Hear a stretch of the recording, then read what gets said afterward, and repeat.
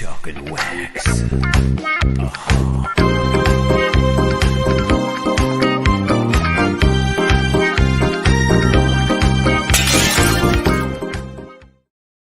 Good evening, Waxers. It is Saturday, May 29th. Tonight we celebrate Bobkulick. And welcome to the show. Welcome, everybody. Welcome. We have a great show, a big show. It's vinyl. We're going to talk about vinyl. And of course, we're going to talk about the vinyl, what influenced Bobkulick, what he played on.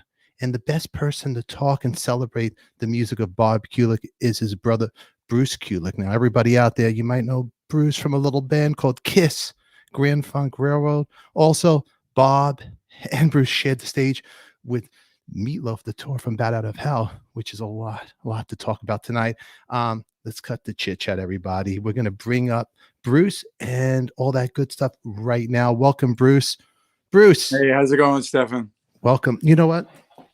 I'm doing great. How are you doing? You know, it's been a rough period here. You got to remember, and you were there for me, like a lot of my close friends when Bob passed away. But it was COVID. There was so much confusion of what happened to him. It took me months to find that out. And then, of course, I knew he wanted to be cremated, so he was. But he's in my home, and then within a period of time, I find his deed, which I explained in that video that I posted yesterday. Basically just showing that, hey, this is like the spot that he has, you know, and that was a relief because, of course, I was thinking, what do I do? Maybe Las Vegas, maybe a ballpark. I don't know, you know, for his remains, which is crazy stuff to talk about. My parents always had the cemetery with the grave, the stones and everything, the way you do it usually. So I didn't know what to do. In time, I realized that's where he's going to go, and probably it would be best with the middle of the pandemic and everything in May, June last year to look at 1 year. And, you know, so then around 2 months ago, 6 weeks ago, Lisa and I had a big conversation about what are we going to do? How do we handle this? What would be the best way to celebrate Bob and at the same time get him placed and tell everybody where he is, okay, knowing that it's one of the really, really premier kind of rock star, musician, movie star, whatever places in the world to have your, it's just like a premier cemetery. It's just weird word, but I don't know what else to call it. Okay? You know, it's show business there, you know? Yeah. I mean, you're in LA, you've been in LA, you know, I've gone to like Halloween horror movie parties there and stuff, you know, it's a trippy place. But wow, the famous people that are there, I don't have to, I mean, this is going to go a little left to Kiss, but Judy Garland and Toto, and then there's Mickey Rooney, but then there's Chris Cornell, you know, right outside the mausoleum where Bob is, and Johnny Ramone right down, and Dee Dee Ramone. Yeah, exactly. Yeah. I know you love the Ramone. You know, it's just, but when I realized, you know, Lisa and I drove down there last week and filmed it so that we could share it. We knew we were going to do. We didn't want to get together for a celebration kind of party thing. And I just know everyone only knew one facet of Bob, either from Kiss or Meatloaf or something session wise from his career. And I just thought, knowing everything I found in his home, growing up with him and obviously following his career very closely. And at times they intertwined with me, of course, to tell the story of his life in a loving manner. And that was the goal. And I know you probably know a bit about, you know, video, Stefan, and it takes a lot of time to do that. So I'm exhausted. Okay. That thing was done just a couple of days before, just to put the final touches together. And then you upload it to YouTube and share it with the world. And the outpouring and reaction's been wonderful.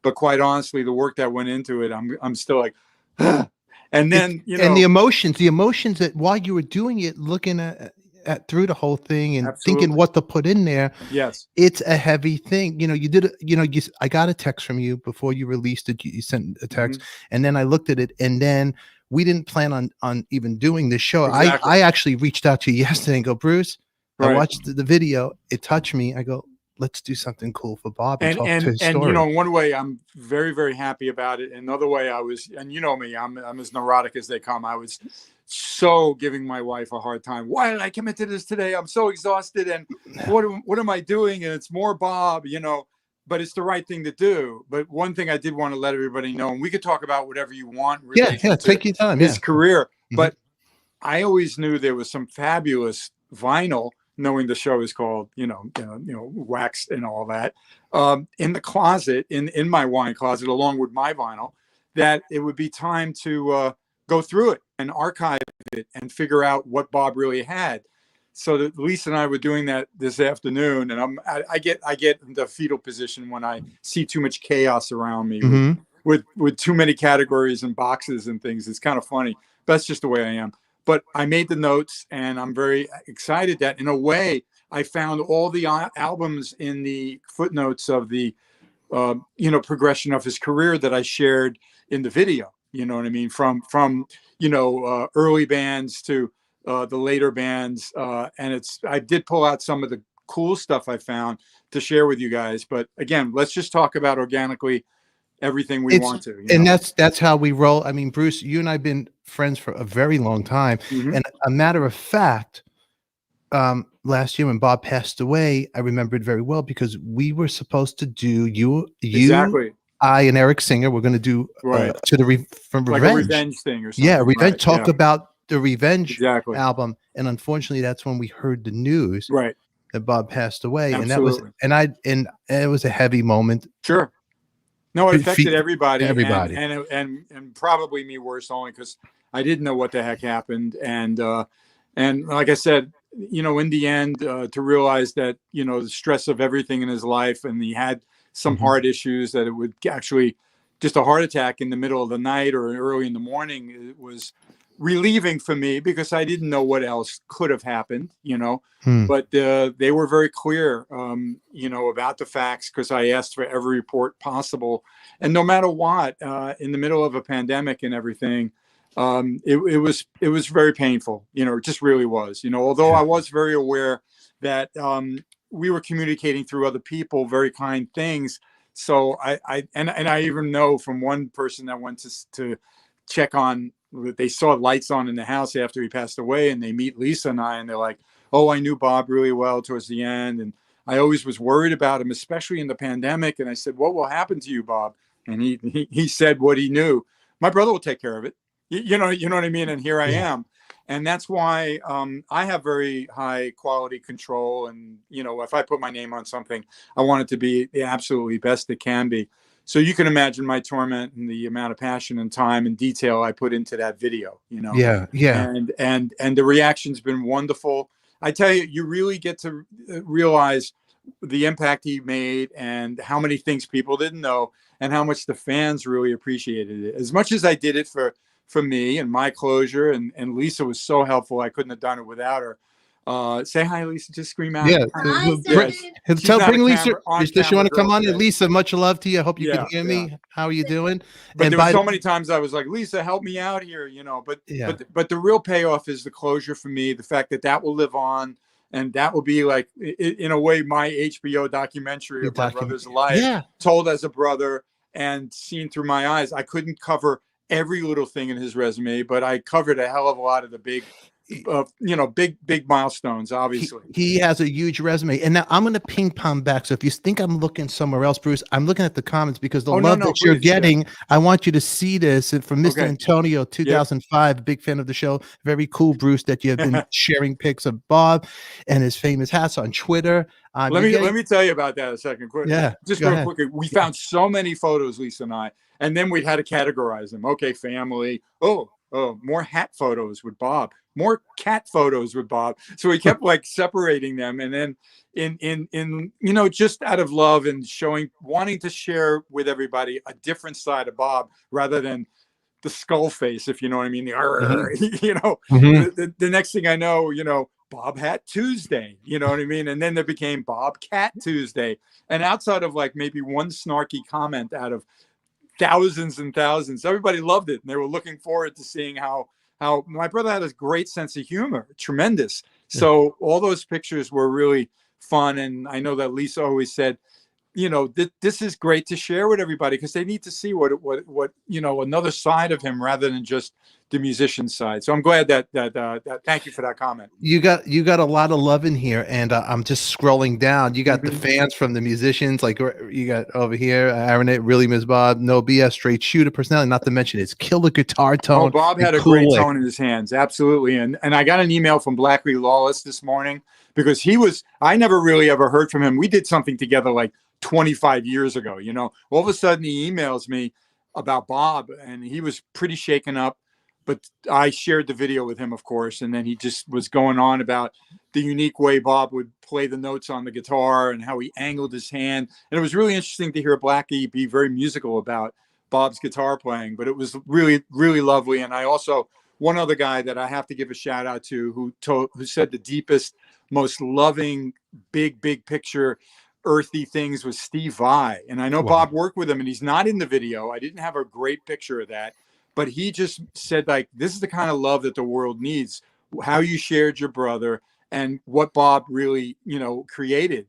And this is all out of love. And this is so healing for everybody. And to hear it like that from Steve, really meant the world to me. I mean, the certain people that reached out to me in a big way just made all the stress about putting that together with a timeline. You got to put it out on the 28th. Otherwise, why, And knowing I only had a certain amount of time, and it just really meant a lot to me to do it. And I really hope whoever hasn't seen it, that they share it with other people. They're going to love it. Definitely. I see new people here, and this is Ira Hodge. Bob was a great guy. I think about him a lot. The video you made was great. Thank you, Ira, and thank you for being here.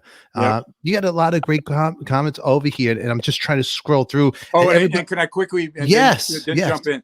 I have to thank Kenny Bagley from Kiss Live Auctions and all the people there, Peter Corey and everybody else, that, Kenny does a really successful Saturday night auction. And I've been involved with the Kiss Live Auctions now for the past 6-8 months. And I've met so many of the fans that way. And it's just such a great community of fans. And, anyway, he paused his auction tonight so they can tune into our show, because he knows that like 100 Kiss fans or more are bidding on things and looking at Kiss items. And Bob and me have made that impact on them that he paused it. So thank you, Kenny, for doing that. It's really lovely. Really appreciate that. Thank you very much, Kenny. Yep. And for you newcomers here, please, right by Bruce, you could see it right there, that little guitar pick.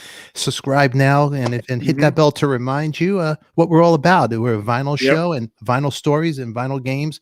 And so there's so much right there. Speaking of vinyl. I was just good. You know what? I'm glad you got this, because I don't need no overlays. You have all the goods there. Oh, yeah. And it's good to get the goods from a man that's part of the Kiss family. The closet, from the Kulick closet, right? The Kulick closet. Yeah, I want to collectible Kiss Kulick collect. I forget what it is. I don't. Because Kulick Kiss collectibles. Yeah, closet collectible. I can never get it. It's 4Ks. Everybody, no, not 3. Okay, not 3. Now everybody know.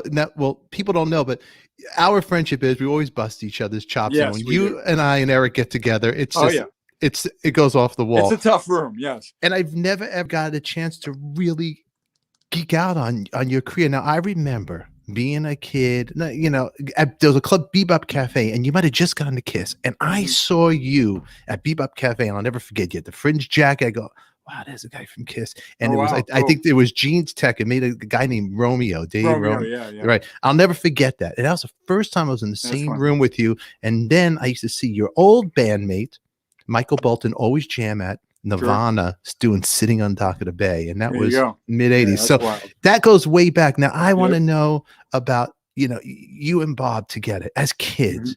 Being in a room together, practicing guitars. Take us back there to people watching. I mean, there's no doubt, with Bob being nearly 4 years older than me, which don't believe some of the things you read online. He always made it sound like he was my age or whatever. But he definitely was exposed. It was such a great time to grow up in New York, especially with the British invasion. But Bob, like my documentary, whatever we want, a memorial said, he was into music even pre-Beatles with the folk thing, because some of my cousins played. And I picked it up once the Beatles, Ed Sullivan Show. By then, Bob was already kind of playing. And I remember he got into Bob Dylan and all that. But as soon as the electric guitar and the Beatles and all that, and then you had Cream and Led Zeppelin and Hendrix. But by 66, which made him 16, He's down in the Village in New York, which was a very happening music scene. And what he's doing is literally with a fake cabaret license, because you needed to be a certain age to play at like a Cafe Wa and some of the bars that were very famous back then. He was jamming with bands like that band, the Random Blues Band. Give me the 45, honey. It's so fun. I think I pulled it out. So Bob right away was music. He wasn't home a lot when I was, because I was like maybe 12, and I'm playing guitar and I'm taking lessons from the guitar teacher at the vinyl store down the block in Brooklyn. And like this was like one of his earliest things, called the Random Blues Band, and they actually covered. Wow. This is a song that was a big hit, and even Frank Sinatra covered that song years late. Around that period, Winchester Cathedral. Terrible song. It's like a vaudeville song.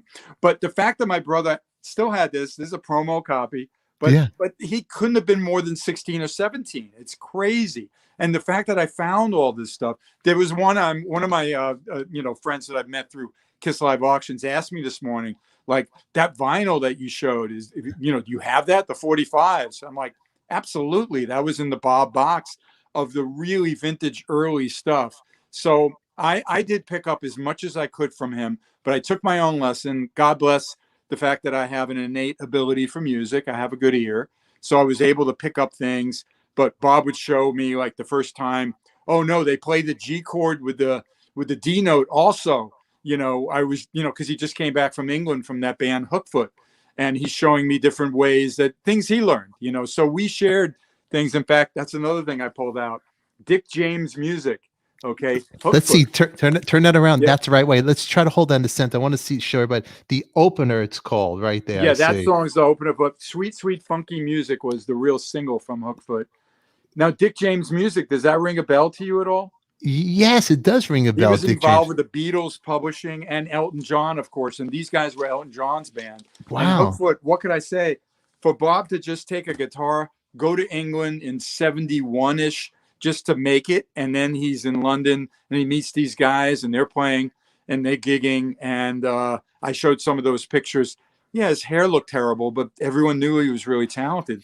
And he lasted, I don't remember if it was 6 months or a year, but he came back home and he was very disappointed. I remember it. I didn't say it in the documentary, but he was literally in tears. And I'm like, Bob, what you just did was the bravest thing I could ever imagine, that you just go to England. Are you kidding me? And I'm going to make it. And you come back, you won. What you learned there and what you did there, it's with you. And I just thought it was the biggest thing in the world, So I always had that admiration for his bravery to want to make it and to go out on a limb and do things. Now, we jammed together. I showed that on in this memorial. We literally plugged into my tape recorder, and most of that crude sounding like guitars and stuff was in my reel-to-reel. I figured out a way to put some delay on Bob on one of them, and he's playing electric. I used to play bass. You knew I played bass. Excellent. For people who don't know, Bruce is an amazing bass player as well. Thank you. Ron Wood, another amazing bass player. You're up there. Yeah. Well, thanks. And some of the Kiss fans know I did it with, with Kiss on some of the tracks. But the point is, well, Bob was a guitarist, and my first bass was a EB3. So, all right, I'll be Jack Bruce. He could be Eric Clapton, and we jammed together that way. The bass sounded really good through the tape recorder, because it gave it a little more distortion, especially EB3, as you know, has got the hot pickup in it. So we jammed together then. But the only time we finally got to work together, and it's the weirdest gig in the world, Rock Your Baby with George McRae. And I don't have any vinyl to show for that. Wow. Actually. Wow. I showed an image in the video. But yeah, I was working with that guy first, because the manager that booked my top 40 band at the time, which sadly had a lot of disco in it, besides other things like, from George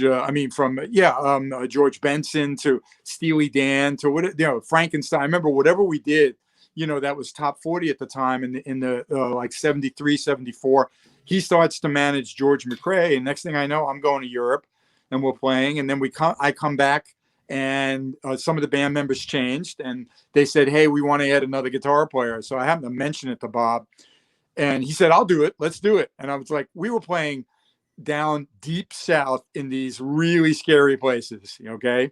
I think it's called the Chitlin circuit, even though that's a little scary word to use. You know, you know what I'm saying. But and I, another great story is the fact that like there were these people in the crowd. I'm seeing, we're walking to those clubs that have the sign. Like the 8x10s are the earliest BB King and all those early, like amazing artists, right? But we're in the Deep South, and the guy's kind of looking at Bob and I, the only people that are lighter skinned than the rest, okay, saying like, you better be good. You know what I mean? The guy was like pointing as if he had a gun.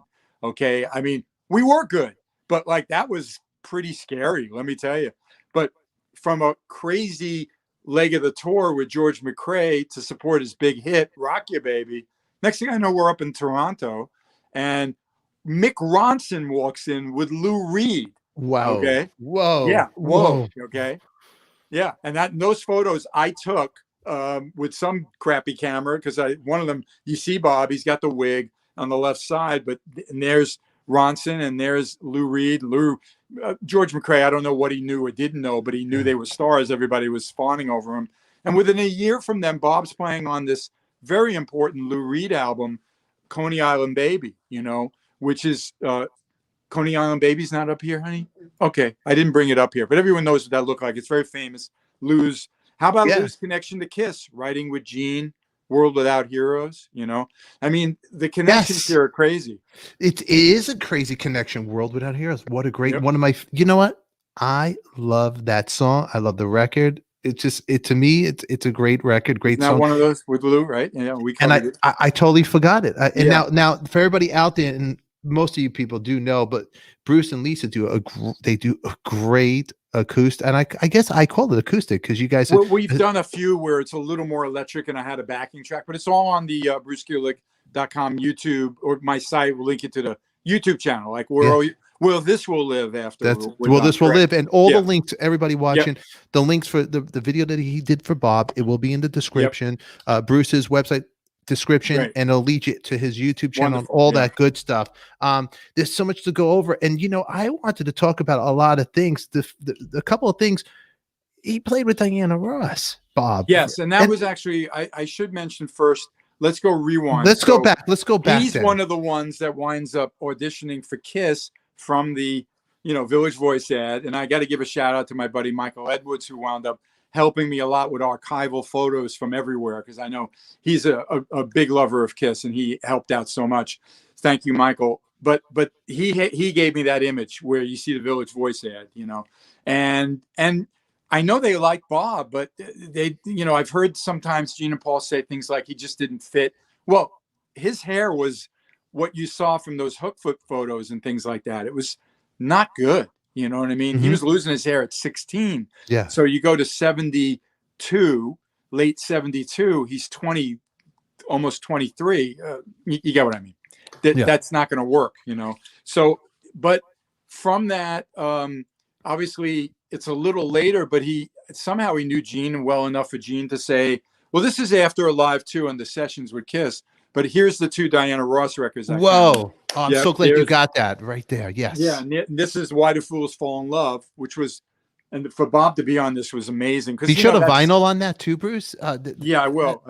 This is a vinyl show. I keep forgetting. You got to. I'm going to coach you on this, but we got to show the vinyl. We got to show the cover. Open. If it's a gatefold, open it up. And are these Bob's? These are Bob's. So these are Bob's records. I did not have a Diana Ross record in mind.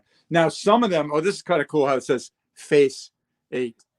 Face A. So cool. And probably that says Face B. I've never seen that before. I never seen that. RCA Victor with the dog and the what was that, a megaphone or something? The early phonograph. Yes, and this thing opens up a nice gatefold with a beautiful Diana Ross. Was she not sexy on that Johnny Carson show? Holy moly. She is the diva of the divas. Absolutely. I mean, this is great. Look, everybody's loving you showing the vinyl. We got Debbie. No, I'm gonna do we got Xandra. Hold Diana it sexy. Vinyl. Audrey goes, wow, people love this. Check this out. Of course, of all the people I know, my brother, who gets in the face of a diva? Bobkulick. Oh, and let me just show everybody this. If you ever find these, and they're probably not. Look how amazing! Look how You know? amazing she was back then. I know. How old was she back then? I'm not. Someone would have to Google her. I'm not sure because this was Gene. Was that the time 79, Gene? right? Was that when Gene was dating? Around. It could have been around Gene time. I mean, at least he recommended my brother. Now the backstory on this one is Andy Warhol took that picture, and there's there's a couple. It's also gatefold. And I guess there's slight variations of makeup. I don't know. You know the way Andy Warhol did. Crazy. I love it. It's so that's awesome? These are it's and great. This is Silk. It's called the other record that he played on for Diana. Now let's slow down 1 second. 1 second, Bruce. You know what's so good about this? Because we show vinyl all the time, but these are the actual vinyl records that your brother played on from his collection. This is incredible. Yeah. Oh, we got it on the songs too. Earlier because there's a lot of it, and there's a lot. I'm trying to archive it all. So that's what the label looks like. Again, the Andy Warhol image.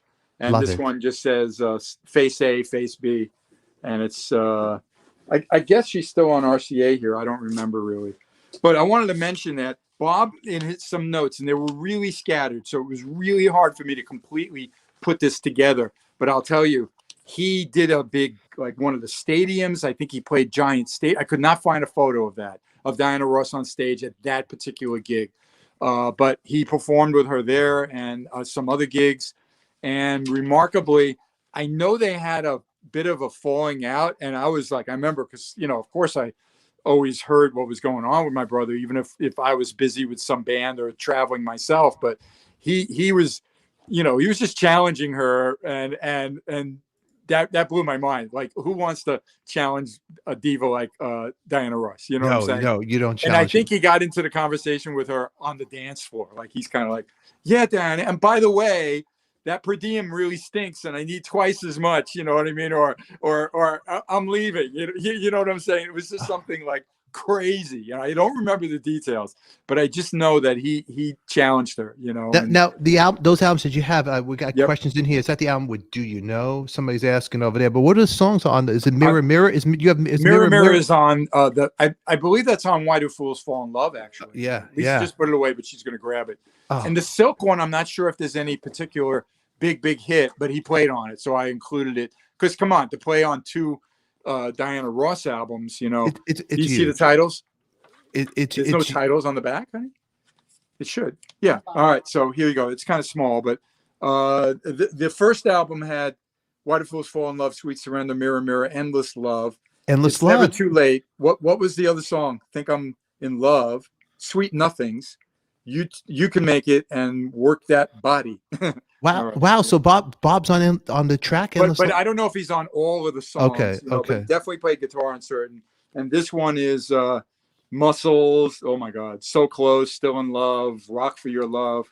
Turn Me Over. These sound like Kiss titles, right? Right. They do. Huh. Love Lies, In Your Arms, Anyway You Run To, and I Am Me. Produced by Diana Ross for Diana Ross Productions. How do you like that? Right. Wow. That is very cool very stuff, cool. Right? Cool stuff, man. What is that? He played on guitar on most of these. Most of them. He's listed as Robert Kulick. But he's listed as Robert Kulick. Lisa just pointed out a little fine thing. And Lisa's funny. I actually Lisa, good. That's a good one, Lisa. Lisa's like the Vanna White of vinyl right here. Why tell Lisa to come in here? Because of his. I mean, I don't know. Maybe with the union, because all those sessions back then were through the union and scale and everything like that. Because I even had to do that in the beginning, but. I think, legally his name was Robert. Maybe she had to use that name for the contract. I don't know. Wow. But we saw on some of the little, like sometimes he wrote Robert Kulick. That random blues card that I showed, that was from a card from my high school girlfriend who still had it, took a picture of it. The other side, he signed Robert Kulick.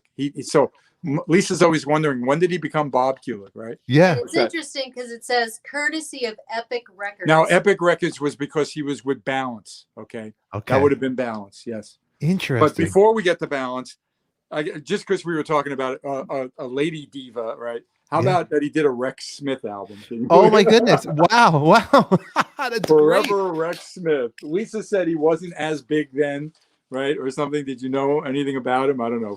And that's not Take My Breath Away is the better. This is like not. He didn't sign that. That was the album. That was the album cover, but it looks like a signature. It does. A good, and of course it says demonstration, not for sale. Promo. But he's the guitarist on this, and I think it's because his Balance's manager was Lieber and Krebs, who were involved with Aerosmith and other people back in New York, and I'm sure that they recommended Bob for sessions and things. So because it's the vinyl show, I got to show. you got to show this. Let's yes, you got to it. show it. And I can't imagine anybody watching this actually having a Rex Smith album, but there it is on Columbia. Rex Smith, right there, Forever. Now that's kind of interesting that it's got a title, Forever, because that's one of my favorite performances on a Kiss song. That's right. Forever, with Michael Bolton, and that was one thing I didn't get to in the memorial, that Bob did play some rhythm guitars on one Bolton album, one of the first rock albums he did, that I'm on too. But and Bob was going to be in Blackjack, and because it was not a great story, I didn't include it.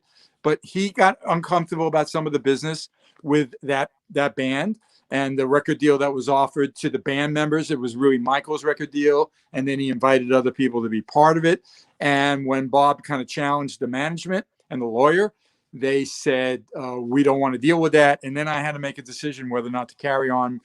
Obviously, working with Michael was a very good experience for me in many ways, and I don't regret that I left. I know it irked my brother a bit, but we did get a chance. We were together with Meatloaf, a few years earlier. This is a weird one. Mark I'm in Grand Funk, but Dick Wagner invited him to play on Mark Fauner's one of his solo records. Isn't that crazy? That is wild. Bobkulick guitar, because Dick wanted to produce it.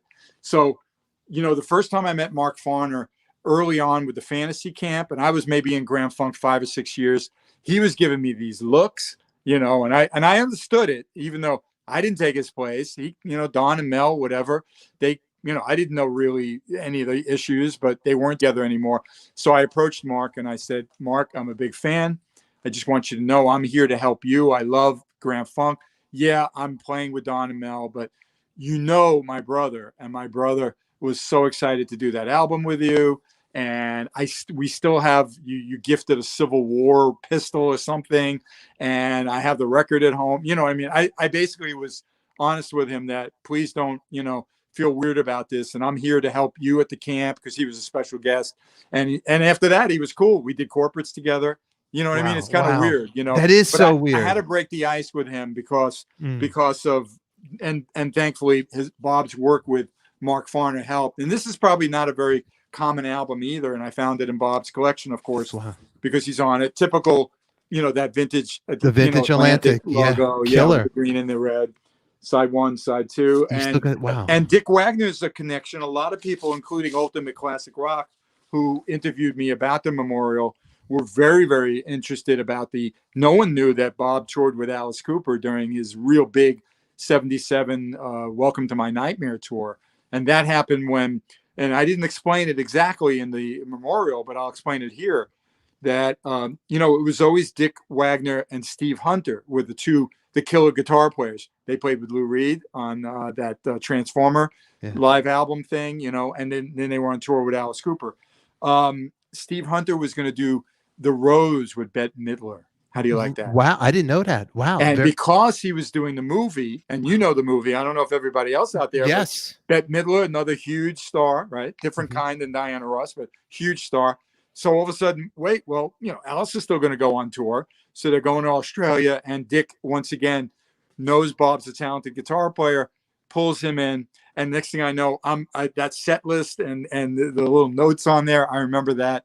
Because I was working with Bob on some of the arrangements for some of the songs, and then him wearing the hat, and the fact that was wonderful finding those photos. I remember Lisa knew. I was like, oh my God, I never saw these. I just knew about some press and a tour book from Alice Cooper tour of Australia, but I never saw photos. I didn't know. Oh, wow. It wasn't the internet back then. We're talking ages ago, It wasn't the internet, and you had you really had to stare back then, wait for your fanzine magazines to come out, or stare at the record and make your own images up. Of course. Or the New York Post, the gossip column that somebody's at Studio 54.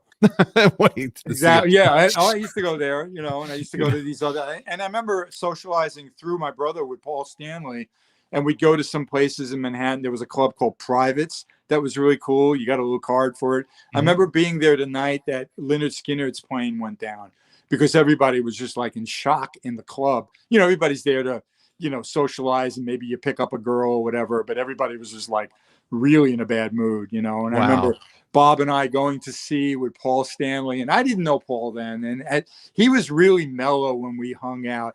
I had a car, I drove, so I drive Bob into Manhattan, and we go out with Paul Stanley because Paul knew him well already from Live 2 and then the solo record, and we went to see the science fiction, you know, Close Encounters of the Third Kind. Okay? Oh wow. Isn't that weird? That is, Paul fell asleep actually. I remember. It, you know? I remember. Yeah. It's funny. The comments are going crazy, and Xandra goes, "Love the Rose, amazing movie, basically Loose on Janis Joplin." That is true. It is basically. Yeah, you knew that, right? That's right. It is. What, and that might have been one of Beth Midler's, you know, one of the best performances. And with ever. Steve Hunter being a very, very good guitar player, you know, excellent. It was great. And I remember Bob worked. You know, I ran into you know, Steve many times, and it was. You know, it's a small world. The Dick Wagner thing, I got to do dates with him with Grand Funk, and I remember giving him my solo record BK3, and I knew he knew Brewer really well too. It's an amazing community of musicians, all of us. You know. Yeah. This is good. This is good stuff that you're sharing with us too, and all these memories. Now you have another record you're going to show right there. That's a look at this. First of all, you see the stamp on there. That's a promo cut. Right there. Absolutely. And from Bob's collection. Now, when Lisa and I made notes on everything in there, he even had the first record, and there were two variants. The Kiss vinyl people watching, I know you guys know everything. Tom Shannon, a pro, all these sites are out there. You know that, you know, Stefan, you know, they're obsessive about every label change, every variation, every country or whatever. I don't know anything. You may as well talk, you know, another language to me. I don't know what you're talking about. But I knew wisely to take a couple of pictures, and I know I'll be sending emails to Tom, for example, showing him and telling him what I found. But yeah, we went through everything. The early ones, he got everything from the Kiss office. So not all of the Kiss vinyl might be promo. Some of it just might be an extra copy or whatever. But we did look through to be sure, you know, it has the booklet that you're supposed to get. Wow. And I know less about the makeup albums than my fans, you know, the fans that study all of Kiss. But this one's really in great shape. And then, of course, you know, the way that they always come with all that. Show you got to. This is like crazy for the Kiss fans out there. I think on here it does show, and I know I see them on the sites. Let me just get it right. Whoops. Can you read? Does it say promo or anything on the disc itself? I don't know. I am looking. Hold it. I think it does hold it. I think there might be a glare. I see something. A glare promotion only over the stereo. Yes, I see it right there. Yes, I do. So each side of this shows that. I just, you know, it's very hard to figure. I do see it. Go upside down. But the first one I noticed, the Casablanca thing was I showed it to Lisa. Like, look at this. See the comments right there? Look at Tony and Susie. Bruce, that vinyl is so amazing. Right, exactly. Right there.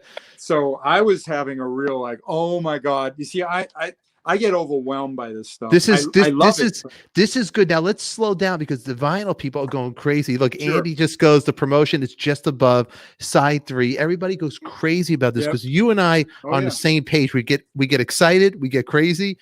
That Kiss record is first of all, it's Bob. Unfortunately, it's right in where the Casablanca. It's right there. So it's really hard to see, kind of, but I got a lot of light there. They know what it is, though. They know what it is. Now, I wouldn't know all the variants of this, and the one that I'm most curious about that I'll have to share with some of the guys out there that know, especially Tom, is just that first album because you know, it probably was unique. I don't know. You know, I took a couple of photos and I'll share it with those guys. You know, what other Kiss ones do we have, honey? I mean, we got Mr. Antonio, larger than life. Friggin' amazing, all-American man, unbelievable guitar by Bob. Absolutely. So that's why, I mean, look, the title of the memorial was, you know, Forever Larger Than Life. That song, obviously the title fits and everything because Bob's legacy and everything he did was tremendous. And I know he's loving all this for sure. But All American Man, terrific song when we did it on the cruise. It was amazing. I realized also I didn't talk about the Let Me Go Rock and Roll, I think it's called, a song. It's not a great song. The solo is not look at me riffs, as you know. But you know, either way, technically he had even another song on that record, you know. So that's kind of cool.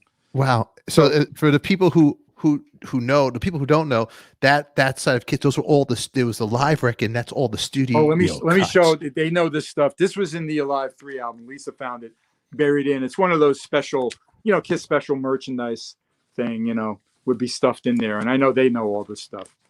I'm not as good with that. Kiss Army wants you, this stuff.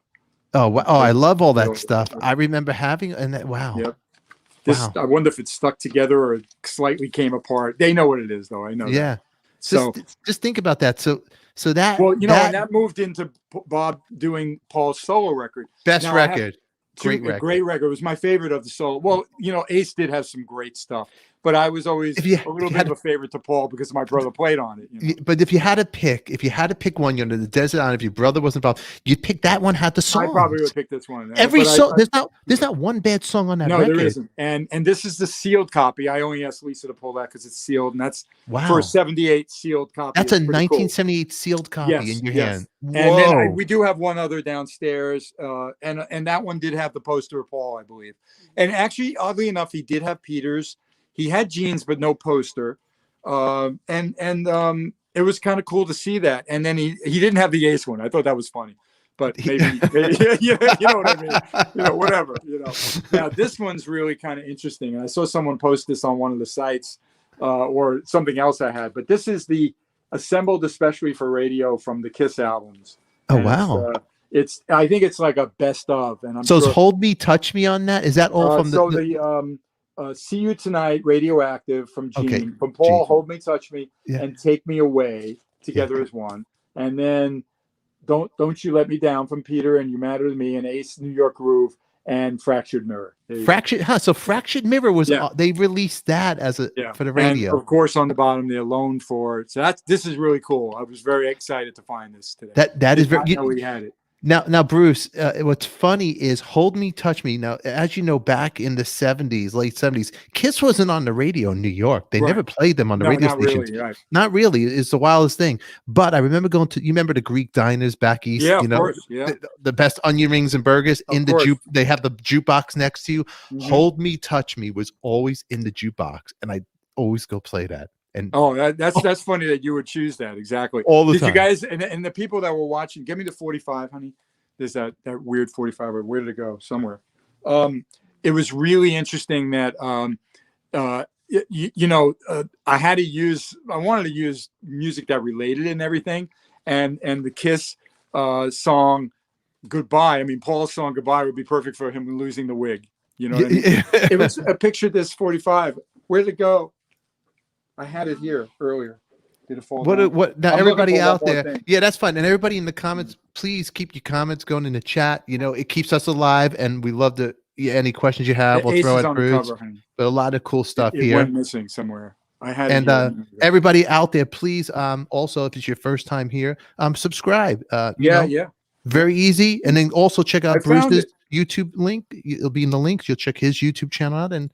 Thank you for being here with us. Really cool. And I talked about Unmasked. I did find it. Thank you, Lisa. Sorry.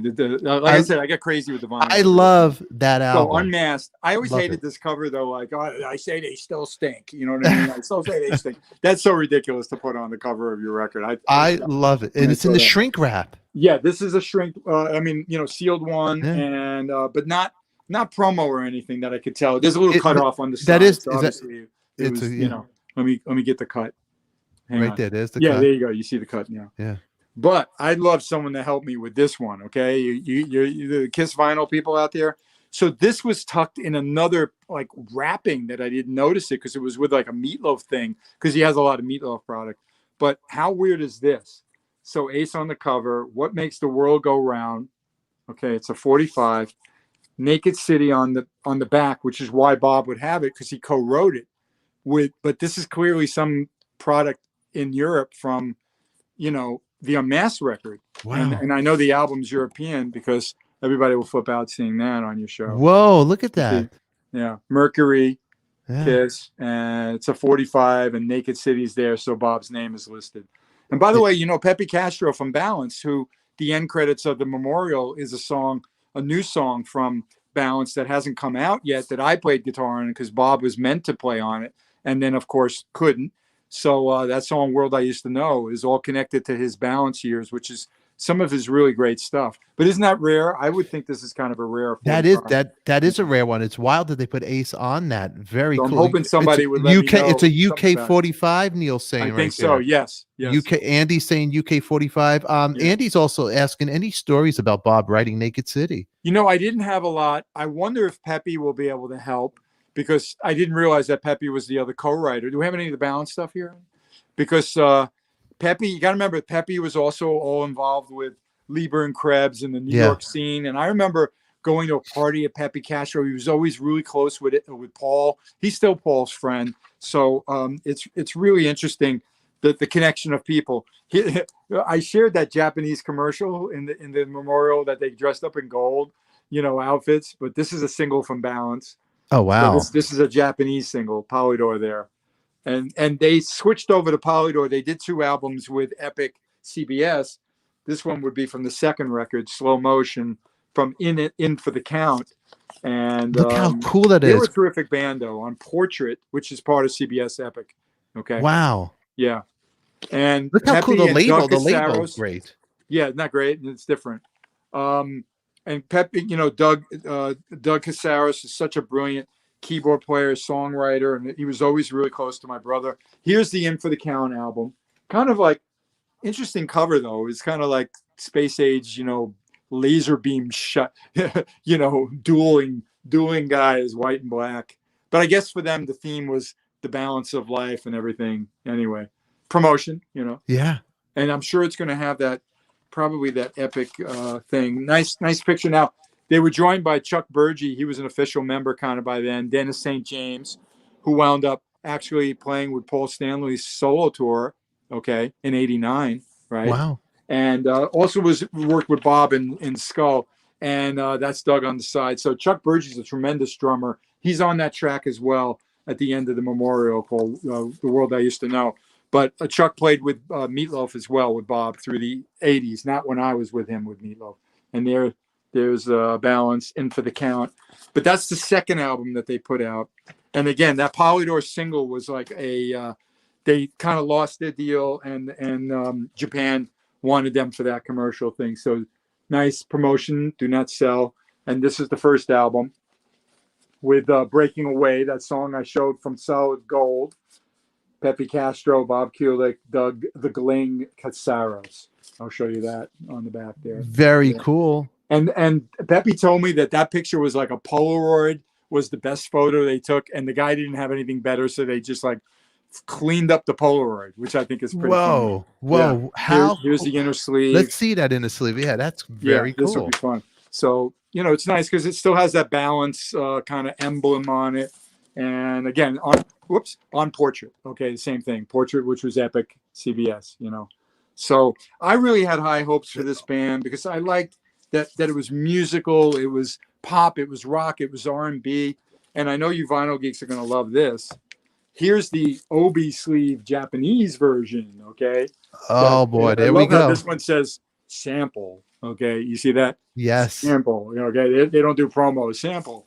And wow, I love the Japanese stuff. And I remember when Tom Shannon got me involved with like offering an Obi sleeve version of BK3 in a limited edition. But these things are cool. Bruce, I'm going to tell you something. I went in a vinyl store out here, and there's a famous writer. I think his name was Art Dudley, and I didn't know much about him, but because he had like Oasis, he had all these records, and the guy was selling these. He goes, he passed away, the guy, and he had these records, and they were worth so much money. Like they were selling like one of his Oasis records because he did a review on that. He had the original test, test pressings and all this. This on 200. I'm like, what? Yes. And Bob's box that you have this, maybe you don't realize. I know because it's emotional. It's your brother, but you have these gems here, man. Oh, absolutely. You know what? And speaking of acetates, just regarding Balance, there were a few, and one of the early, when he was 16 or 17 sessions, is an acetate. But there was the Balance one, which is really cool. See how they did the label a little different. Yeah. In Japan, but it's still Portrait, and that's the Obi sleeve Japanese version. So wow. Balance, it was a good group for him, but it didn't take off, and that's when he turned to metal. And Bob was certainly what he did for Blackie Lawless on the Wasp record. Lisa, we didn't find a Wasp. That was just CD. We didn't see a vinyl for that. The Crimson Idol, which is a very well respected metal record. Bob, really played great on. A lot of people really freak out about it. Can you get this back in the sleeve, honey? And Blackie, I think if I didn't mention it already, he contacted me today, and that was really kind of him. How about, here's another side note. How about Tim Curry? There were so many people that were fans of the Rocky Horror Picture Show, but they didn't know that Tim was also a singer. I didn't know that. Right. He sang in Rocky Horror. Yeah, but look at that. Isn't that great? And Bob, I have to play this record. I remember telling Lisa, because this was an album where Dick Wagner did do the majority of the guitars, and everybody out there knows Dick Wagner worked as well with Kiss and Alice Cooper and many other artists. But Bob's only on a few songs here, and the song that I showed that Bob was playing these beautiful riffs was one called SOS from the German television. And I have a feeling that he stole Dick Wagner's solo, because I didn't see Bob credited for that song, but I got to listen to that. But that's one of my favorite solos that Bob performed that I was able to share in that memorial. So this is pretty cool, right? I'll show you the label. Oh, that looks killer. Yeah. It kind of looks like, he looks like a little mix of Paul Stanley I know. and Lou Reed, a little mixture, you know? And all during that time period, kind of. Here's the A&M he was on, okay? But Bob only played on one song, and I wouldn't be surprised if Dick recommended him or something. But where Dick couldn't go on tour, maybe because of Alice Cooper or whatever, then Bob was touring with Tim Curry, and that's when the wig came off. I think at first he was a little self-conscious, and he was wearing that black cap that looked pretty cool. But, boy, he was young, and then he got that amazing blue BC Rich bitch, you know, which people are already asking me about. And those are pretty rare. And I don't have it. I don't know where it is. But he performed on the Johnny Carson show with Diana Ross with that guitar. And he used it a lot with balance, too. Really. Yes. You don't have so all those cool guitars that he had a lot of cool. Yeah, I cool only have guitars. a few. I know the last couple of years when he was just producing more and all of that, he let go of some of the guitars that he knew he wasn't going to use, you know. And there were always companies like ESP and all hooking them up with new models anyway, you know. So yeah, some of those are gone, you know, sadly, but I still have a few of his well-known ones. Yeah, anything from when he was a kid, like when he was a kid? Nothing like that, huh? No, but there were photos in the memorial where he's playing at a red SG special, and I gotta think maybe not all of them, because we might have had more than one back then, but more than likely it's actually the one that I've talked about in Vintage Guitar Magazine, one that I've had since it was my first electric with 6 strings. I played bass also, but how about these? These are cool. Crazy. Oh, those are really cool. Look at those. Like picture this, and this is called Meatloaf. Like, you know, because he was always doing the Bat Out of Hell motorcycle-ish thing. Right. But this is later for Modern Girl. I didn't play that. It was the 80s with him, but Piece of the Action, another one. This one looks crazy. I was trying to figure it out with Lisa. Some of these really work and some of them don't. I was going to ask, like I never understood back in the day, like how do they work? Like how do they go on the? Well, now tell us that it looks like a claw. Like yeah.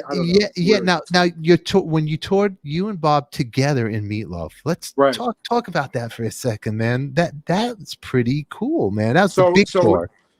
And we don't have the Bat Out of the Hell album here up here. We didn't pull that out, huh? I wanted that. Yes, it is. It's here. Ha ha.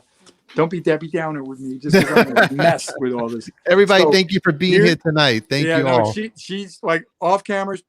She's still being so helpful. I know when we do the auction, she jumps on, smiles, and says hi. Anyway, Meatloaf. This is Bob's copy, and it's clearly, you know, the promotional one, right? That is cool. And how cool is that? You know, I had a really good conversation today with Joe Stefko, who's the live drummer.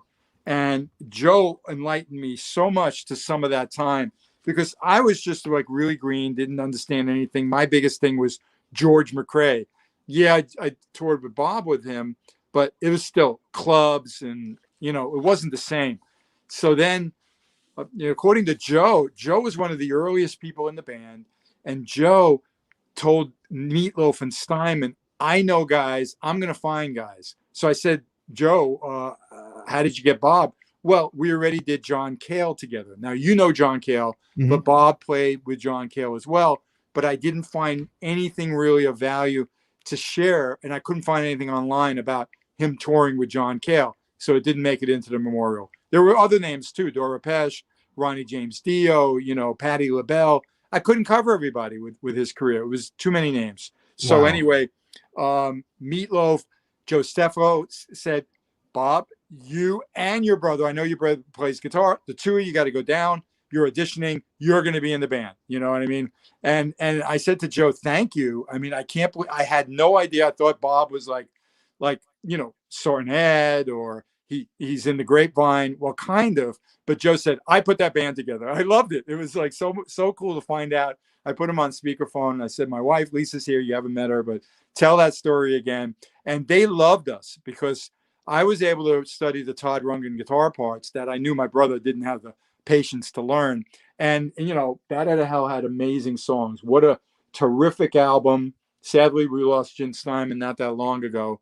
He was really ill towards the end. He had a stroke over a year ago. But Joe, out of all people, were actually like meeting him and talking to him. By the way, the lyrics are on the original record, which is great. Now, Bob and I aren't on this, but there was a CD release that had some live tracks that came out when they were, the labels were offering remastered CDs and stuff. And that's with Bolero, which you hear in the memorial. Dun, da, da, da, dun, da, da, da, dun, the guitars are playing. That's Bob and I, which is really cool. It's not even on, I know someone has it on YouTube, but they didn't include it in the iTunes of Bat Out of Hell. But what a terrific band. We did Saturday Night Live together. And Bob and I, that was Killer and Pretty Boy. And obviously, he was Killer. And Meatloaf was out of his mind. I mean, that was a hard tour for me, Stefan. I was a wreck because I remember one sound check. I had to leave the stage because Bob took his BC Rich off and he was going to go at Meatloaf. You know what I mean? He was literally going to, you know what a mockingbird looks like, right? Practically. Yeah. Oh, yeah. You know what I mean? It's got horns and everything, right? And I'm like, I'm out of here. You know what I mean? I walk off the stage and one of the tour manager guys comes over. Bruce, don't worry. They're just, there's a lot of tension. Just don't take it to heart. I'm like, why do they have to fight? And it was all about the monitors. You know where it is, Stefan. But Meatloaf, now he's a huge star. How about, we go backstage and there's always cookies and food. By the way, on the rider was no meatloaf. Okay, even though they would make really, what I mean. They turned they'd offer us a cake and it would be out of meatloaf. Terrible. Anyway, but I remember one time Bob and I wanted some Oreo cookies and we were like, "Who ate all? There's just an empty package." Who ate all the Oreos? And it turned out that we looked at Meatloaf and he said, not me, and then his teeth are black. You fat fuck. You know what I mean? You ate them. You know what I mean? But I got to say one other thing. This dear friend of mine now, this guy, Jim Boykin, who's a big internet ninja guy who loves Lisa and I, and he's been helping me with a lot of things, learning about the internet and how it all works. He gifted me, it was fabulous, a cameo from Meatloaf. Okay. Wow. So it's like, Bruce, what? And he talked for 45 minutes, Steph. And a typical cameo is like 2 minutes to maybe 6 or something. 45 minutes he talked to me. So last thing about Meatloaf, I told Joe today, I go, I know you talked to Meat. I don't need to talk to him. I had that 45-minute cameo and it was crazy. Please share the memorial. They all love Bob. They all lived with Bob. They all worked with Bob and Meatloaf for much longer. When Bob passed, Meatloaf actually did a really, really kind article about Bob and how much he helped Meat's career with the touring and then later on with Modern Girl and a few of the other albums. Roger Daltrey played with Meatloaf, and I had photos of Bob with Roger Daltrey and Meatloaf too, because he was in the studio with him. So, but I couldn't include everything in the 20 minutes. I just couldn't. Yeah.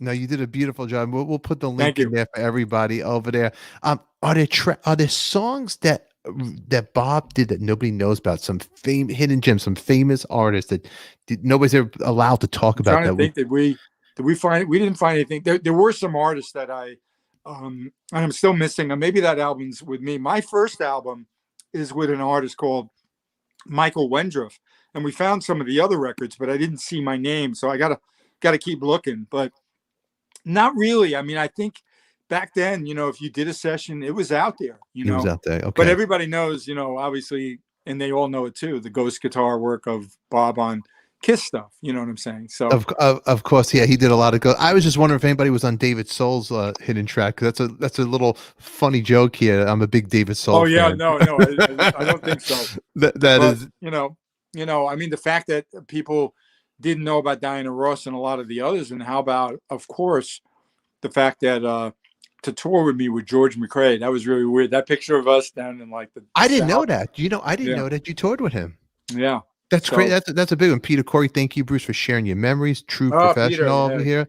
Okay. Thank you very much for that. This is everybody's like Here's loving this over here. Stuff. Let's see that one. Midnight at the Lost and Found. This must be rare. Featuring Bat Out of Hell live version 1226.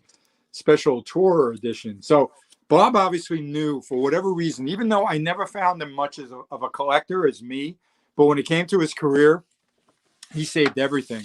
I found like hotel stationery, you know what I mean? Weird stuff like that. The label on that one, huh? Yeah, this one's weird. Cleveland International, Epic, Bat Out of Hell. But again, this would probably be the 80s and all, not my 77, 78 time. Yeah, beautiful stuff. And I'll never forget one time they did something that I wasn't feeling well, and I was so disappointed that I didn't go, because he has a signed Paradise by the Dashboard Light, right? We all know what a terrific song that is. Phil Rizzuto does the play-by-play when Ellen Foley is being attacked by, Meat in the on the album. Carla DeVito, who's wonderful. Hello, Carla.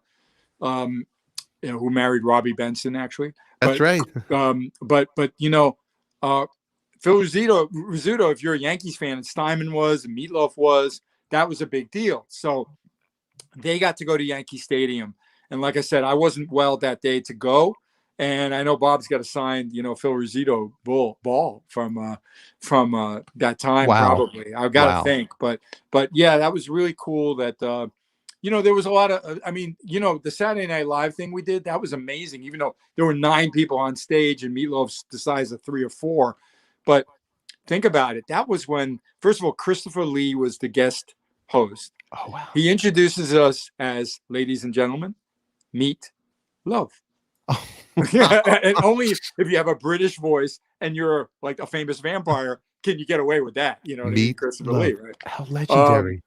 And then Gilda Radner's on the show, John Belushi, Dan Aykroyd. I mean, we're talking the legends. That's the legends. Wow. Yes. At the end of the show, I am like, oh, I'm the happiest man in the world. I'm on Saturday Night Live.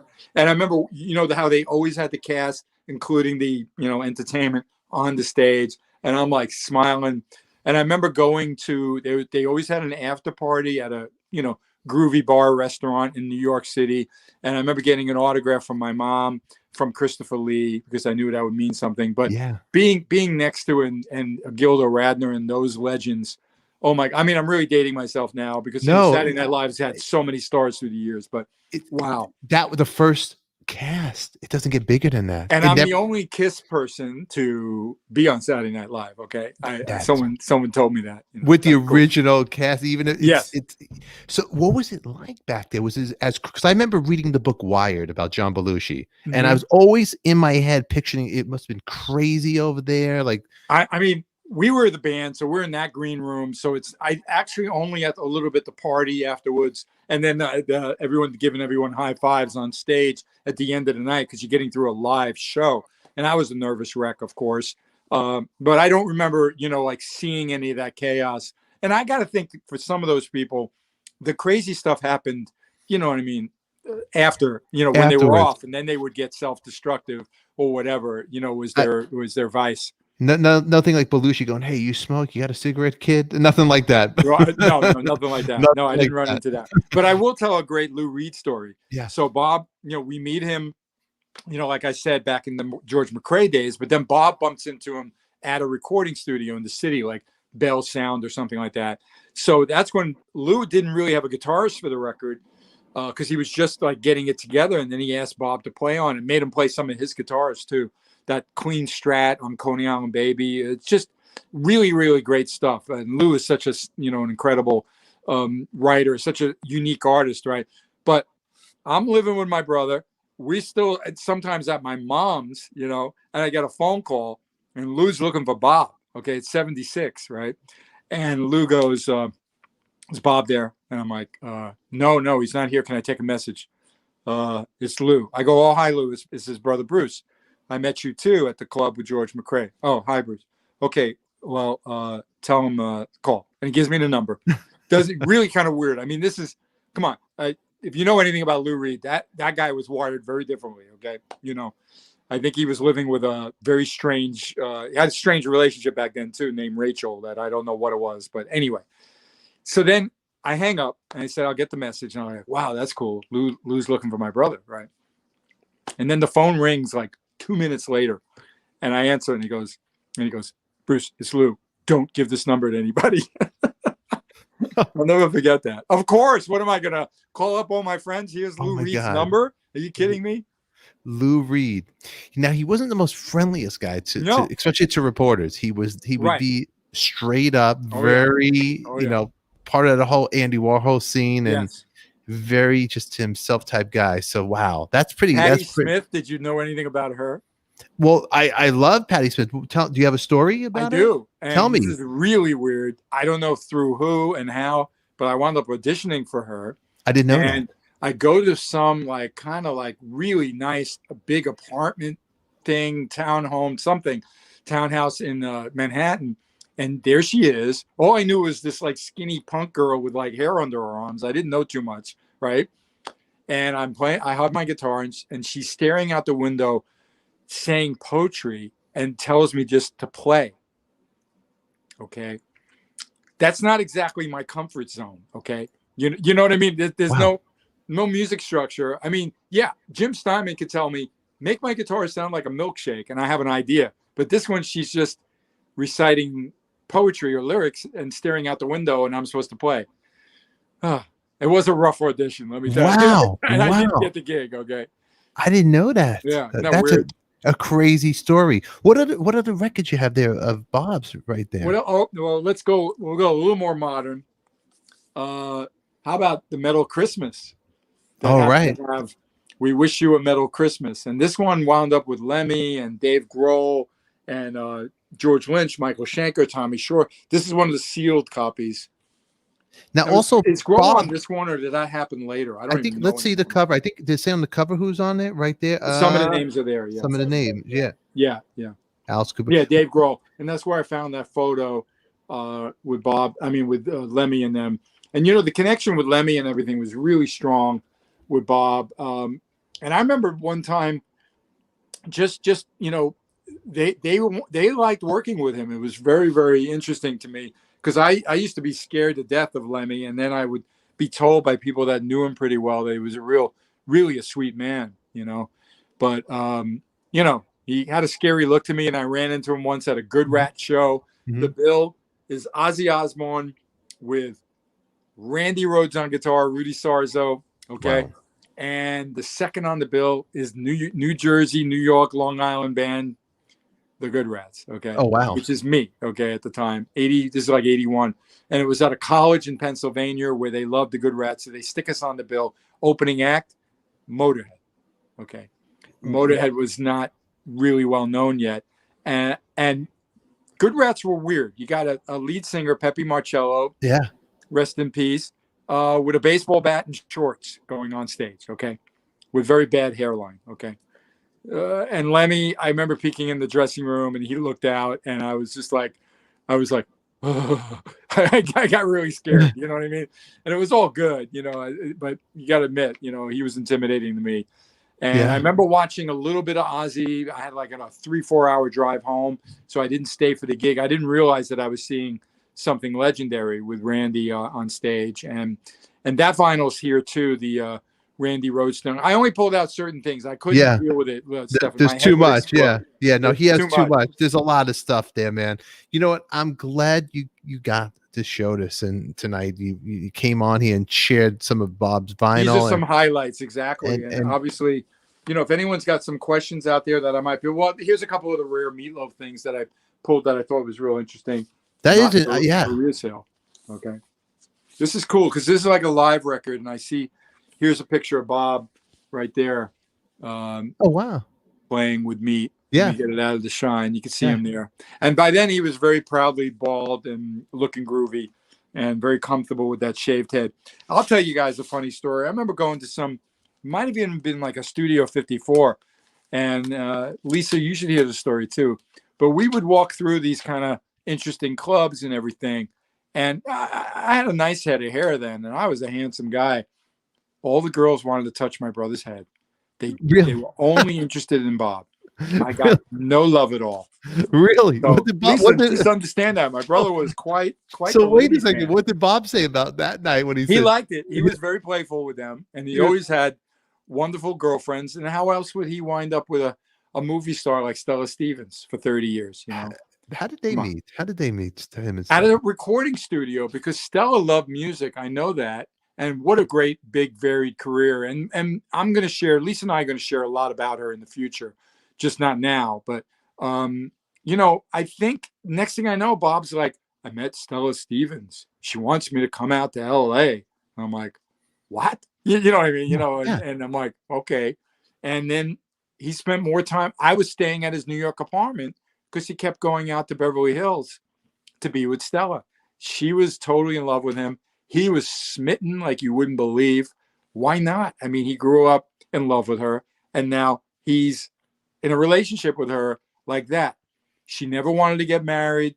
Bob would have loved that, even though, you know, whatever, they were totally inseparable. Just crazy, but right?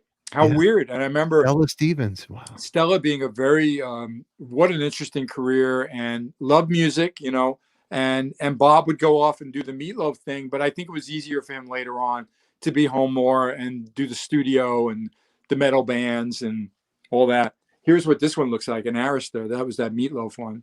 Okay. All these different labels and artist Totally. things. This is a European release, but yeah, Stella was into the whole music scene, and that's why, you know, when the discussion between the two of them about, okay, you know, you don't live forever, where are we going to go? Mhm. They chose Hollywood Forever, which I didn't know about until I found the deed, if you get what I mean. So you didn't know about that? Wow. The No. Hollywood. Now, So did it not ring a bell when I found it? And it was actually Lisa that found it. Look what I found. You know what I mean? And I was like, oh my God, because I didn't know, you know, what Bob's wish. There was nothing specific in the will about that, you yeah. know, but I did remember that, and at a certain point, Stella and him, and they made that decision.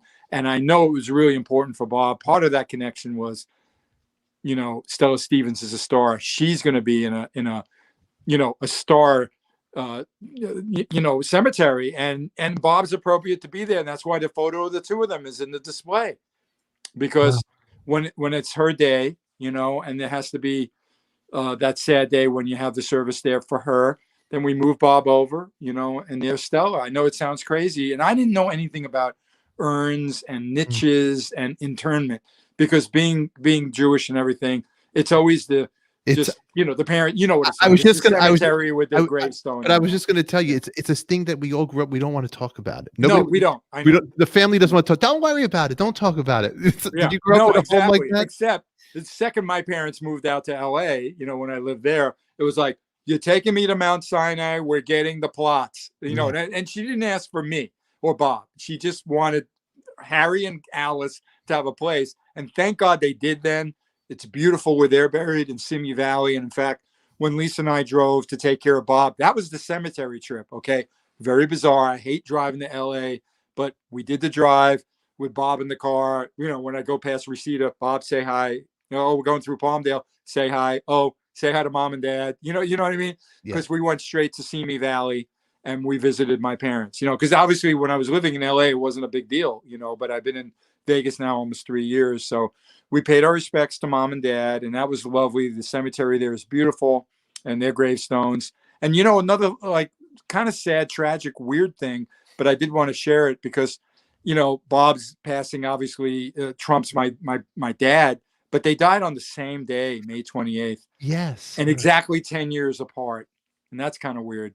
So dad's 2010 on the 28th of May, and Bob's was 2020. You know, and I remember that he 2020. did like a post or something to your dad, like right around. Well, the a time. couple, like a year earlier was like 100th year or something like that. You know what I mean? Because he you know, he was 91. So yes, he made a nice post about dad, and so did I. We had great pictures. So think about it. I mean, Lisa and I in this past crazy COVID year, we absorbed anything Bob had, everything Stella had, okay, because he had her stuff in storage too.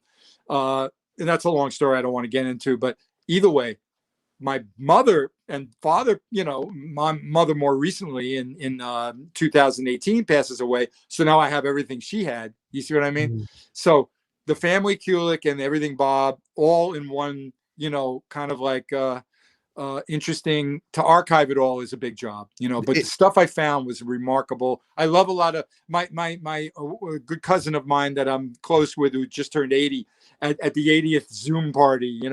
I'm showing him pictures that my mother had, because I had those. You see what I'm saying? And that's when I found all the baby pictures of Bob that I never saw. That's when I found us, when I'm looking like South Park. We look like, the cartoon characters, And then Lisa made the comment, which I realized once we tallied them up, a lot more pictures of Bob as a baby than me. But I was the second born, you know what I mean? But the ones of me, I'm really cute. Sometimes I'm kind of looking like, what's going on here? You know what I mean? Life is a little crazy, right? But Bob was larger than life back then too. I want a brother. I know my mother secretly wanted a woman, so I would have been Barbara, but I had Barbara. I would have been a Barbara. A Barbara. Like as kids, you and Bob together, were you guys like best friends growing up as kids? Yeah, I mean, it was funny. I mean, we used to play. We played with the rifles. I remember chipping his tooth. He always had a chipped tooth from the rifle. But I was telling Lisa some stories. I mean, we'd have fun with like wiffle ball in the house when mom and dad went to a function, and we'd actually set up in the living room. We had a very modest apartment in Queens, in Jackson Heights. And we would protect what we could, but there would always be like, uh-oh, I just hit the lamp. Oh my God, it's dented. Let's turn it around the other way now before they come home. You know what I mean? Stuff like that. So we were playful. We did lots of things together. But once he was old enough to get into that music scene, he checked out. He dove into that like amazingly. You know what I mean? Big time, to the point where I didn't really know. I mean, our good friend Steven, who was involved with the family who came to the ceremony when we placed Bob there, he was just like, so tell us, Bruce, I mean, didn't Bob bring you down to the village? And I'm like, no, he didn't. Why not? First of all, my mother would never have allowed it, right? And second of all, it was illegal for him to be there. He's got a fake ID card playing a bar. You know what I'm saying? Yeah. So, but I realized, wow, that would have been fun. I mean, Bob got to see Jimi Hendrix. He got to talk to him, give him a guitar string. He got to hang out. He got to see Dylan. He even did a session for Janice Ian. She was a big folk artist. Did he really? Yeah. I don't see that. I didn't find it, but it was on the resume, right? He worked with the people from Hair. So he was like early on the scene, but once he was like 50, I guess by 16, that was it. I didn't get a chance to play with him that way. You know what I mean? Wow. But before that, we were into music and we loved the Beatles. And I remember he got to be in the hotel when the Beatles were in New York City, and he came home with a flash bulb from one of the photographers. And that was like touching a Beatle. Yeah. You know what I mean? You just get into this stuff like crazy. So I got to say that it was quite exciting growing up in New York, and Bob really experienced everything that New York had. That probably the whole Kiss connection happened because of that. Even for me, I know that I was there at the right time, and enough good people besides my brother told Paul and Gene about me, and I had my day, and then I became part of Kistery. Which Bob was the key. He was the key to get. He was the start. Although I just know it was people like Mitch Weissman would tell Paul. Other people told Paul, you got to call Bruce. So look, no matter how much Bob wanted to, recommend me, if I didn't have the goods, I wouldn't be in the band. You know that. It's Mitch not Weissman. a favor system. Mitch Weissman, another great guy. Yeah, has he done your show? He's got a lot of He's stories. been on my show many times. Yes, He's a great guy, great supporter of the show. He knew my brother well too. I know that. So and everybody's coming out of the woodwork now saying like, yeah, Bob and I spoke about this or that. How about the SpongeBob thing? Like 2 days before the Super Bowl, I get a call from one of his business associates saying like, by the way, Sweet Victory.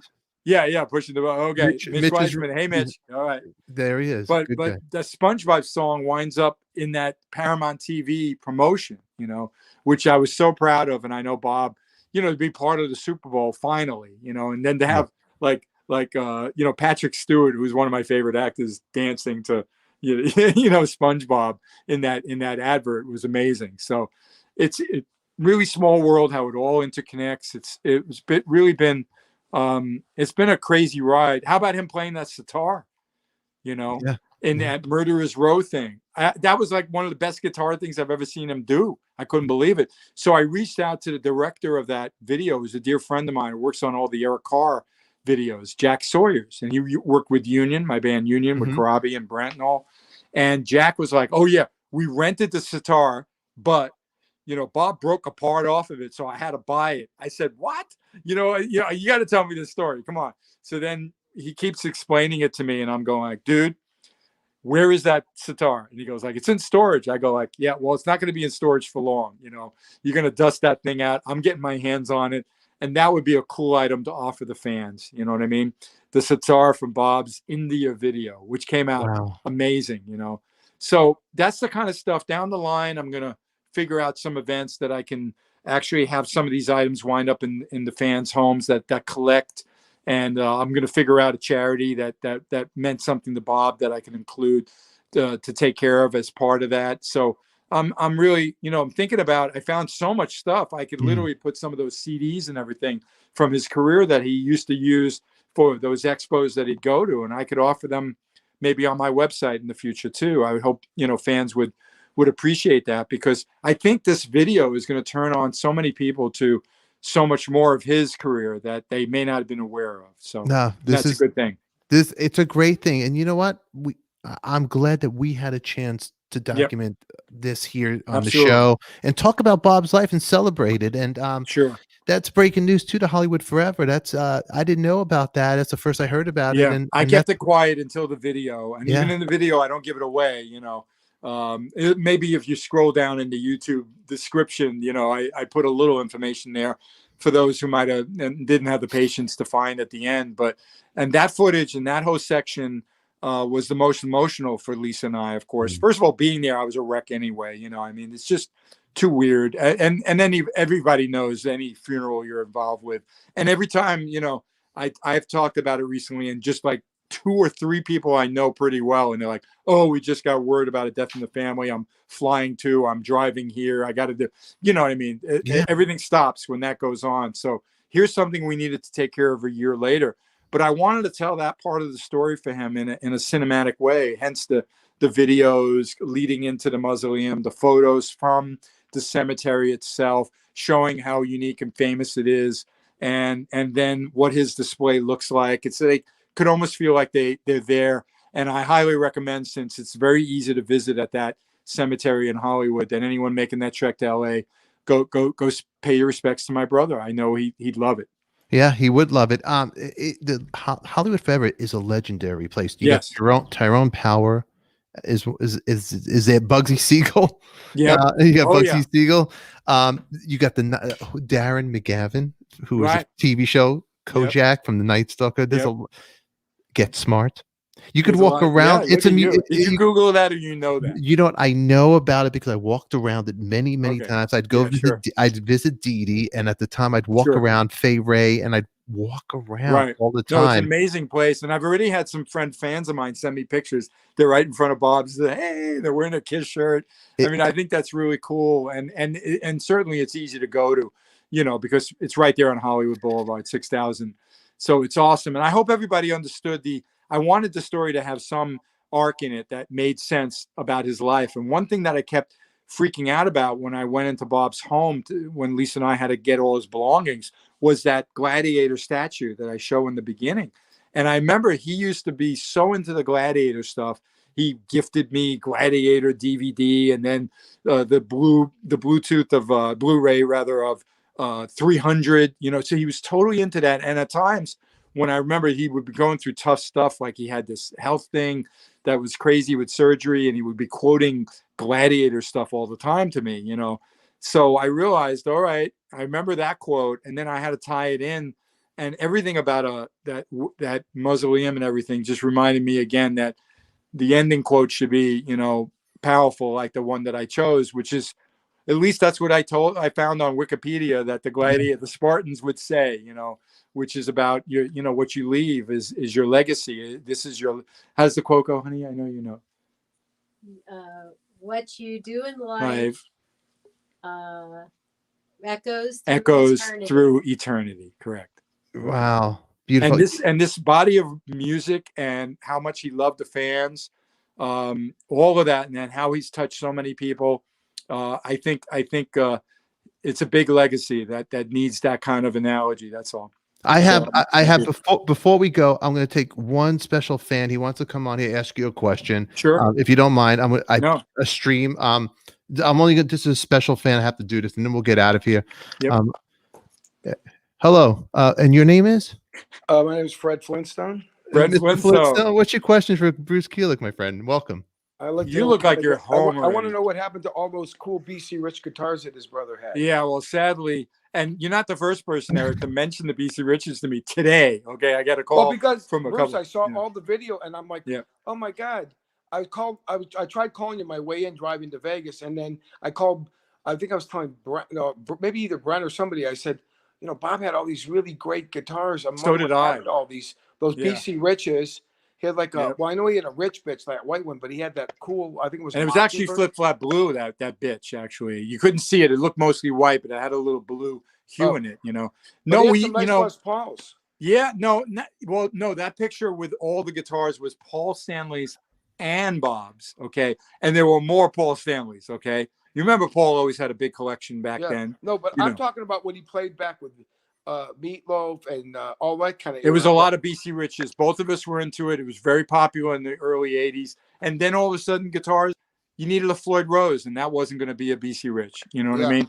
So just like I let go of a few, even though I still have at least two, three with my radioactive one. But Bob, he let him go, and exactly, it's unfortunate. But Lisa Martini, who everyone knows, she asked me too, what happened to that? It's wood. It's got stripe on it or something. Yeah. And it's the eagle. You had one of those with with Blackjack.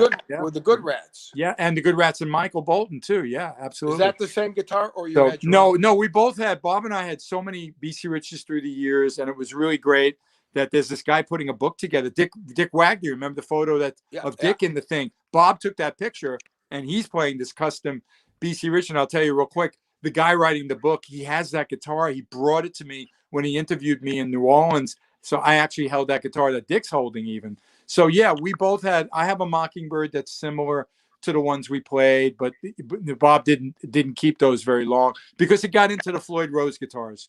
Because I know he had I think he was playing like a Randy Rhoads V or something. Yeah, and that one I don't remember when he got rid of it. And that there was another like star-shaped wooden one that he had for a while. But I have a few of his instruments left, and some of them are in the video. You see them throughout the memorial, but not the early ones. Was there like an old SG in one of the pictures? Yeah, but I think that's my SG Special, actually, the one that I've showed before. Because he was in the house, he was in the bedroom, the pictures, the Beatle posters on the wall behind us, So that must have been mine. But the other SG, he did have an SG, that was a 61 Les Paul SG. And that one he took to England for Hookfoot. Yeah, because you showed a thing that you mentioned, like, Bob went to England and he was going to something about Elton John. And then the band was Elton John, yeah. Yeah, you showed some picture with the band. I know you saw the picture with Mick Ronson, but there was another picture. I thought it was Jimmy Waldo. Then I realized in a later picture, I'm like, no, that was Dick Wagner. When Dick Wagner was younger, he kind of looked like Jimmy Waldo. Yep. I mean, there was so many people. Lisa and I were going nuts going through all the pictures. And then, at the end, we try to include everybody by going like, okay, who's that? Who's this? We had to watch it again and write down all the names. It was nuts. What can I say? Well, I hope you enjoyed it, though. Yeah, I know what was the Les Paul he had when he played with Meatloaf? Meatloaf, there was a black one that actually, that was actually my custom, and I let him play it. It was just a custom. Because I saw you playing a Strat. What year was you? Yeah, I played a 63 Strat that was refinished, 63. And sadly, I don't have that one. I know. Bruce, I'm looking at all these guitars, I'm going, well, that's worth a lot of money now. Oh, absolutely. That's worth a lot of money now. That's really collectible now. Don't remind me. I know. Stefan, all those guitars, it's really funny because when you take it for granted when you were younger, you were just living, going to concerts, seeing people playing. Totally. And then, it's funny, Bruce. I remember because you were playing with Meatloaf. You guys did an instant radio spectacular at the Cleveland Agora. That makes sense. Live on the radio on WMMS. I listened to that. I never knew it was you and Bob because I didn't know you yet. That was probably 78 or something. Right. But Meatloaf was because he was on Cleveland International Records. Yes. And of course, he broke out of Cleveland. Yep. And you guys did, WMMS used to do a lot of these live radio broadcasts from the Cleveland Agora. Exactly. Yeah. And you guys did a Meatloaf concert because Meatloaf was just breaking. Yep. In the beginning, and you guys were the tour band. And the Mhm. great thing is that Stefan, they got Todd Rundgren produced that album, and Yep. all that great lead guitar playing on the album is Todd Rundgren, who's a killer Absolutely. player. Wow. So they got to play all these really melodic, great runs that were already kind of laid. The map was already laid for them. Yep. I mean, I had the job of learning that stuff, and I'm not sure if you caught us earlier, Eric, when I was telling Stefan. No, I that was I driving. wound up I speaking. literally, Bruce, I just got home. Oh, you just got home 10 minutes ago. Yeah. And Stefan goes, "Come on!" I go, "I just walked in the door. I'm No, trying I to could tell unload you're my car." home. Yeah. Well, I'm glad that you could join us. But Stefko, the drummer, I don't know if you ever met Joe. He called me I know. today. You never met him? No, but I know he had a Slingerland kid. It's in David Yes. Franchione's book. Yep. Yeah, that's right. That's In right. the book Crash, yeah. It's really cool. But Joe called me today, and we went down memory lane in a big way because him and Bob were really tight. And he's not an email text guy at all, but I sent him the video, and he was like, he loved it. And then we started talking about how the Meatloaf band was put together and a lot of stuff about my brother and John Cale, who I didn't cover, but they worked together with, and it was really interesting. John Cale was in Velvet Underground, right? Yes. And Lisa goes That's like, right. What's that? Who's that? You know what I mean? Again, different Well, age they group. don't know. They were kind of like a precursor of like, not really punk, but kind of punk. Kind of But punk. New York avant-garde- Dolls punk. Yeah, it was avant-garde different. punk. Yeah. It was the early. But that was legendary too. But Joe and I went down memory lane about the whole band and Bob and Meatloaf and how that band got put together and how much we were making and shit that we did. It was unbelievable. It felt so good. But that's what I need right now. I mean, I need to put all the pieces together. I need all my friends to kind of support this the closure, to get this closure from this craziness that I had to go through last May, rather June, really, because of the end of the month. But it was really, really so many unanswered questions. And now a lot of people are coming out and sharing new things that the picture is now coming together with so much of his career. Stefan didn't know about I don't know if you know Stefan, John Cale, he was in Velvet Underground. I knew he was in Velvet. Precursor, like Sonic Youth. What do you mean I didn't know? Hold on. Look, you know that stuff. But wait, hold on. What do you mean I didn't know? No, I didn't know if you knew that Bob played with John Cale. I didn't know. I didn't know he played with John Cale until. And Lou Reed. Right. Yeah.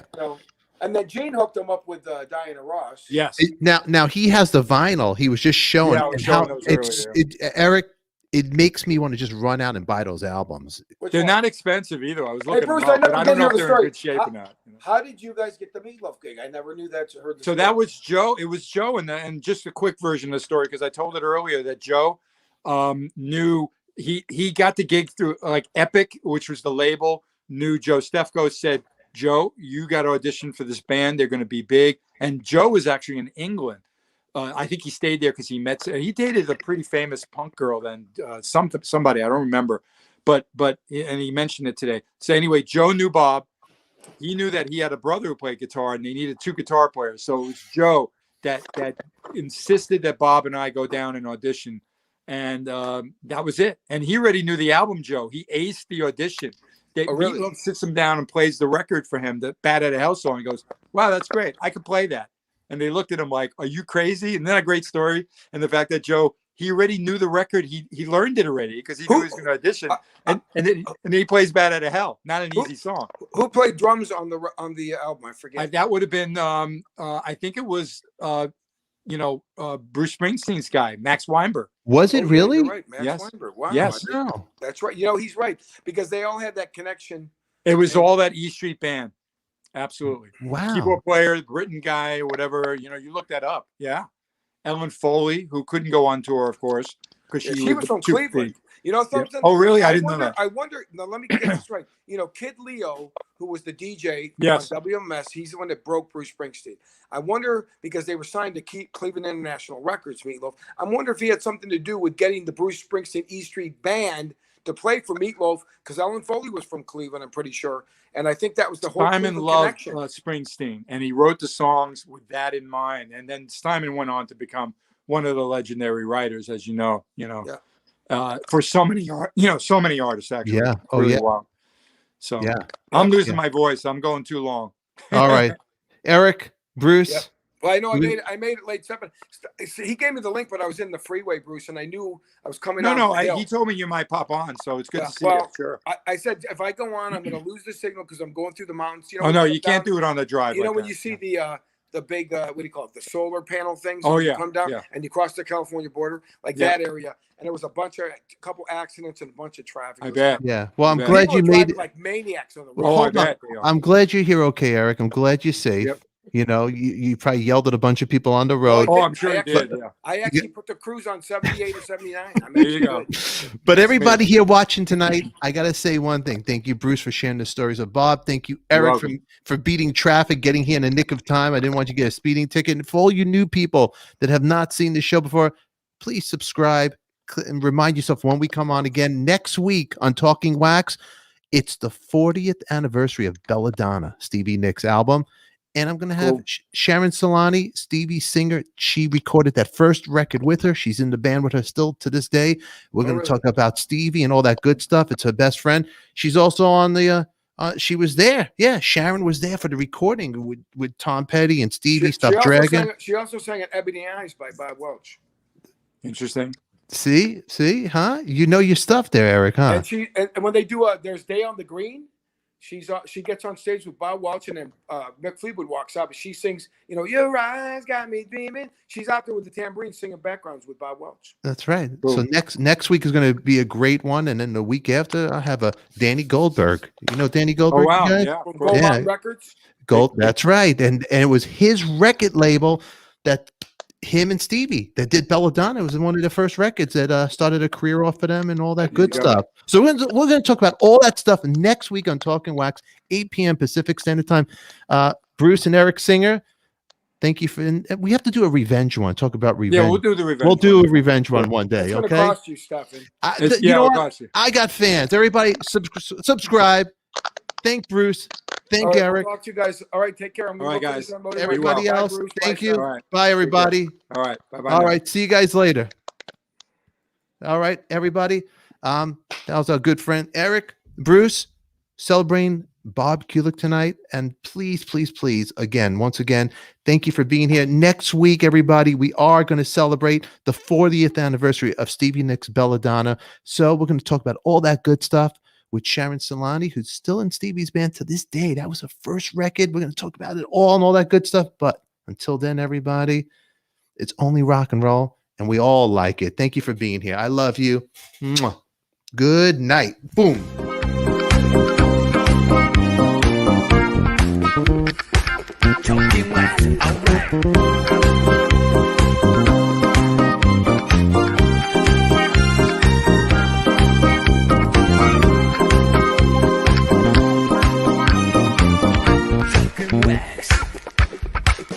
Talking wax.